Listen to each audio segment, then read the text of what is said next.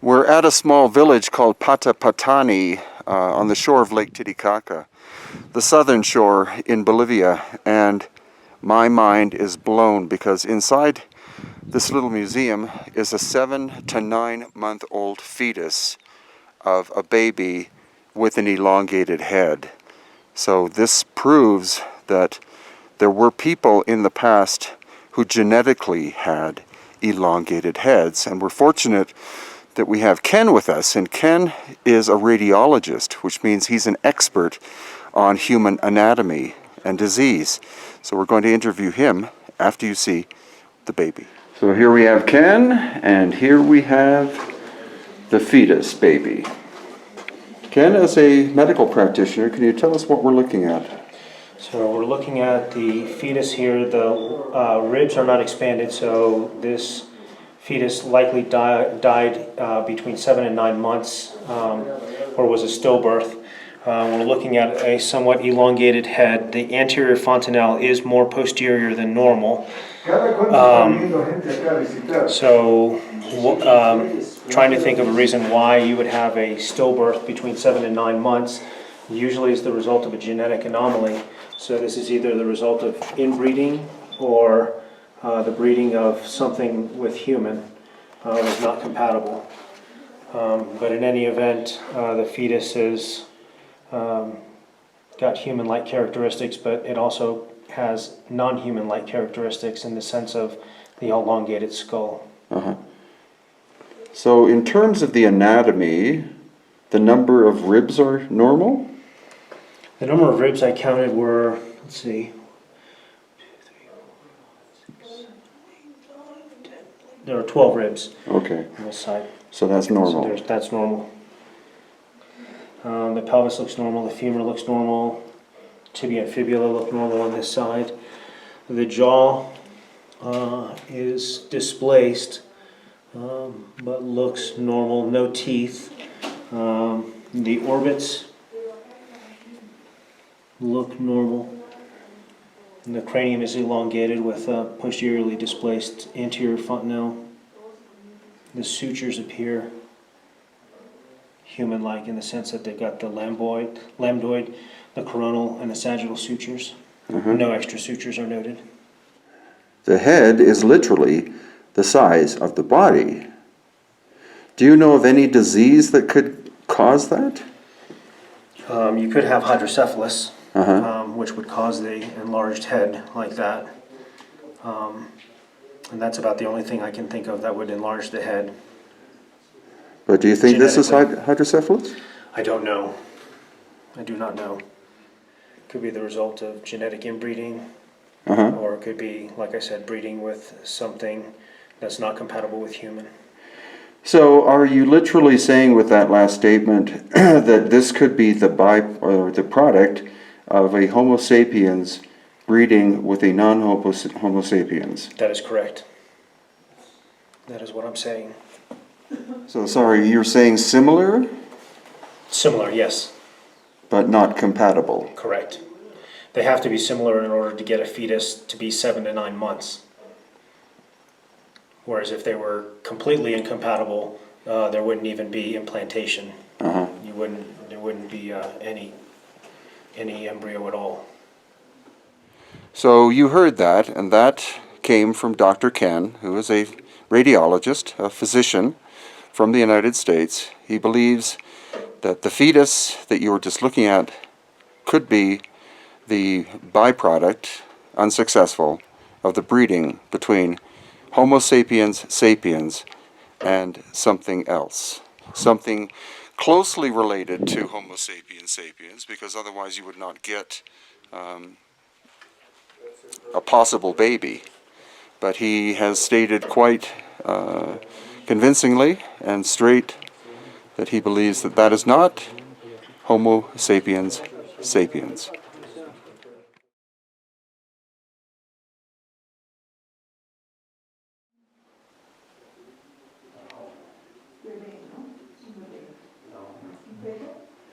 You see ni siquiera respiró, ¿no? Sí. Donde cae sin pie, Mujer. mujer. De repente su bebé. No sabemos si es totalmente humano ese. Pero el cráneo, ¿no? Es tan inusual, ¿no? Y el tamaño de la cara, que es tan pequeñita, y el cráneo gigante. Varoncito, mujercita. ¿No se puede ver? Sí, no. Varoncito.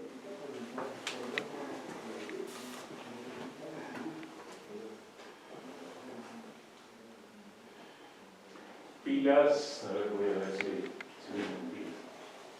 Y pilas, ahí tienen. So we're here with Dr. Ken, and can you make some comments, please, about what it is that the viewers are looking at? We're looking at a skeletal structure, and based on the pelvic bones, is likely a female. Based on the size of the humerus and the size of the femur, we're looking at someone that may be 5 feet to 5 feet 4 inches in height. Based on the degeneration of the bony structures and lack of degeneration of the bony structures, this is a very young individual, likely 20 years of age, plus or minus 5. Younger than that, actually. As you take a look at the teeth structure here, we're looking at teeth, and then we're looking at teeth that are underneath it, still within the maxilla. So we're looking at teeth that have not come out yet. So the teeth that are exposed are the baby teeth. So that puts this as a younger child.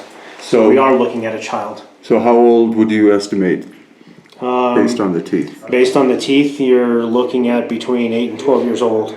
Wow. So, again, looking at the skull, looking at the orbital features, you've got the sutures along the orbital floor which haven't quite fused, which goes along with a young individual, but their orbital apex has a single hole, which goes along with more for normal orbits, normal globes, normal eye socket, or normal eyes. The anterior fontanelle is posteriorly displaced, approximately 7 centimeters from normal. The sagittal structures are normal. There are no extra sagittal sutures. So we are looking at a human being with a variant skull. And based on your medical expertise, you do not think this is the result of cranial deformation or head binding? Definitely not. If you look at the bowing of the frontal bone, it's not flattened, so it's unlikely that this is the result of cranial deformation. So it is quite possible that this individual was born with this elongated Yes, head. this individual was born with a skull structure exactly like this. This skull is different than that of the skulls in Paracas because the occipital bone is not protruding posteriorly as the Paracas skull has got. And also there are no extra sutures along the posterior aspect. However, the cause of death is not trauma. Okay.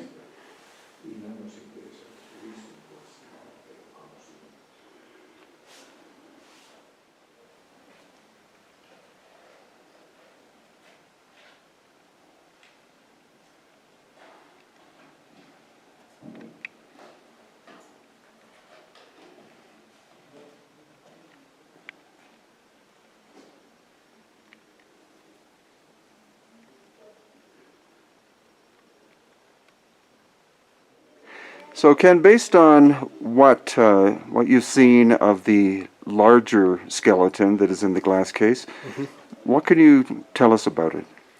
I believe it's a young female who didn't die from trauma, and based on the skull, there certainly are a lot of human features, but it has an elongated skull, and so the question is that a genetic variant, or is that something that is non-human?